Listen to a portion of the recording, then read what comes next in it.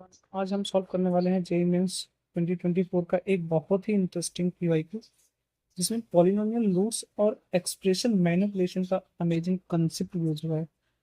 अगर आप जेईई 2026 या जेईई 2027 के एस्पिरेंट हो तो ये क्वेश्चन आपको बिल्कुल मिस नहीं करना चाहिए कि इस क्वेश्चन में डायरेक्टली रूट्स निकालने अगर आप बैठे तो टाइम खत्म हो जाएगा। लेकिन एक हिडन एल्जेब्रिक ट्रिक से ये क्वेश्चन काफी कम टाइम में आप इसको सॉल्व कर सकते हो और इसके कंसेप्ट का तो आप क्लियरली दिमाग में रखना कि इस टाइप का क्वेश्चन आता है तो आप कैसे टैकल करोगे, तो आपको ये बहुत ही अच्छी तरह से समझना है, राइट है। तो देखो, सबसे पहले इस क्वेश्चन को जब हम शुरू करेंगे तो अपने पास गिवन क्या है कि इस पूरे क्वाड्रेटिक के चार रूट्स हैं, विच इज अगर हम बात करें तो ये हमारे पास चार रूट कौन कौन से हैं, x1 x2 x3 x4। तो आप सारे रूट्स फाइंड आउट करने बैठोगे तो काफी टाइम लगेगा, जैसे कि हमने बोला ऑलरेडी। ये बात ध्यान रखिएगा, हम क्योंकि हमें वैल्यू किसकी फाइंड आउट करनी है, 4+x1 square, 4+x2 square, 4+x3 square, 4+x4 का मल्टीप्लीकेशन चाहिए, है ना। तो ध्यान रखिएगा, इस तरह के क्वेश्चन को सॉल्व करना है तो आप किस तरह से सॉल्व करोगे। तो सबसे पहले शुरू करेंगे अगर, तो हमने ये पूरा फॉर्म लिखा, तो पूरा मेरा जो हमारे पास इक्वेशन है by quadratic equation is this one. अब देखिए, एक बात हमको पहले से पता है, अगर इसके चार रूट्स हैं x1 x2 x3 x4, right है, उस केस में अगर हम इस क्वेश्चन को लिखना चाहें तो हम किस तरह से लिख सकते हैं। हमें ऑलरेडी मालूम है कि इस पूरे एक्सप्रेशन को हम क्या लिख सकते हैं, x-x1 साथ में x-x2, ऐसे ही x-x3 और लास्ट x-x4। लेकिन देखिए ध्यान से, यहाँ पे लीडिंग कोफिशिएंट 4 है तो ये बात ध्यान रखेंगे, यहाँ पे हमें साथ में मल्टीप्लाई करना पड़ेगा कितना 4। क्लियर है बात, तो ये बात ध्यान रखिएगा कि आप क्वाड्रेटिक इक्वेशन में ये पार्ट यूज तो करते हो बट इस बात का ध्यान नहीं देते कि लीडिंग कोफिशिएंट क्या है। देखिए, लीडिंग कोफिशिएंट अगर 1 होता है तो डायरेक्टली x-x1 x-x2 होगा, लेकिन अगर लीडिंग कोफिशिएंट कोई एक नंबर गिवन है तो आप ध्यान रखिएगा वो नंबर मल्टीप्लाई हो जाएगा स्ट्रेट। क्लियर है।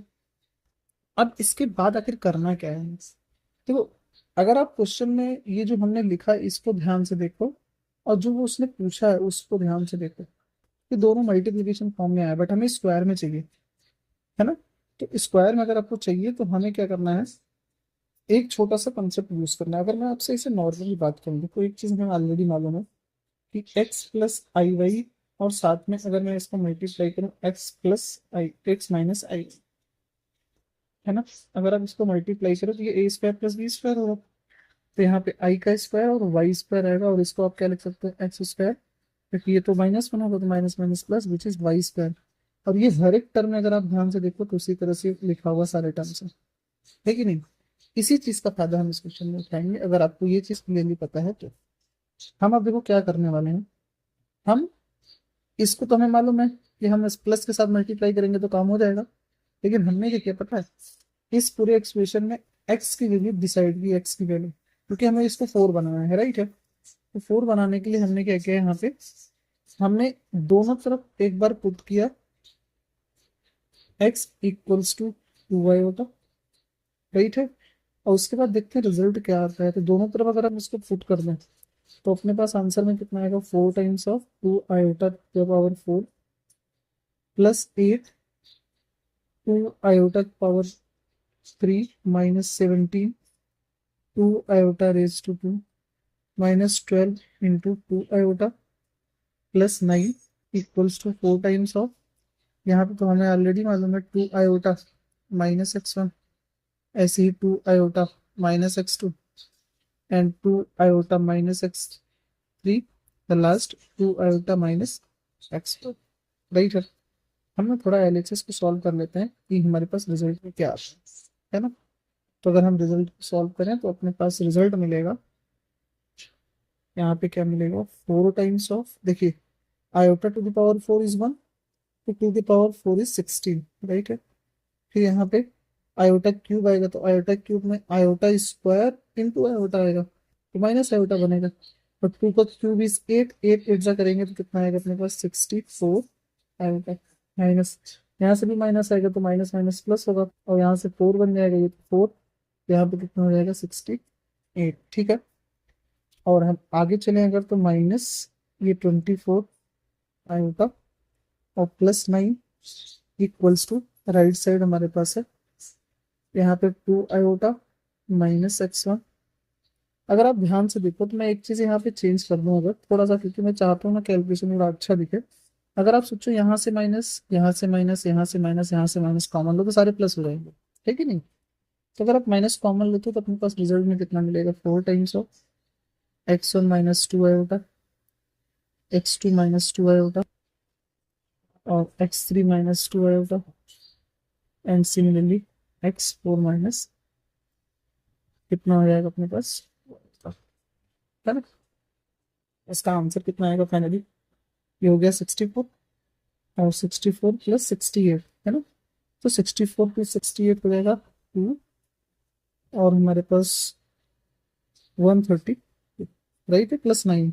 तो +9 भी अगर इसमें हम ऐड कर दें तो अपने पास यहाँ पर रिजल्ट आएगा कितना, 151 माइनस ये 64 और ये 24, यहाँ पे कितना हो जाएगा अपने पास 88 iota, equals to 4 times of, यहाँ पे मिला x1 - 2 आयोटा, x2 - 2 आयोटा।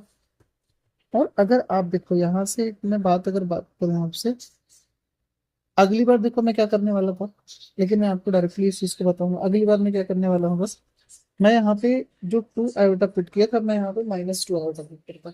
इसी एक्सप्रेशन में थोड़ा इतना कैलकुलेशन और करना पड़ता, लेकिन अगर आपने एक कॉम्प्लेक्स नंबर में एक पॉइंट पढ़ा है कि इसको हमने इक्वेशन नंबर मान लो एक एज्यूम किया, और हमने ना दोनों तरफ कॉन्जुगेट ले लिया, टेकिंग कॉन्जुगेट, क्योंकि हमें तो मालूम है ना कॉन्जुगेट क्या होता है, डिस्ट्रीब्यूटिव होता है प्रोडक्ट में और डिवीजन में। तो अगर हम कॉन्जुगेट लेते हैं तो यहाँ पे कितना आ जाएगा, 151 माइनस आयोटा की जगह प्लस आयोटा हो जाएगा, यहाँ पे तो +88 iota, which is equals to, यहाँ पे अपने पास आने वाला है 4। अब अगर हमें मालूम है कॉन्जुगेट में क्या होता है, आयोटा की जगह माइनस आयोटा रख देंगे तो कितना आएगा, x1 प्लस यहाँ पे 2 आयोटा होगा, similarly x2 + 2 iota, x3 + 2 iota, और x4 + 2 iota. This is our equation number. तो हम क्या करेंगे, दोनों इक्वेशन को आपस में मल्टीप्लाई करें, है ना?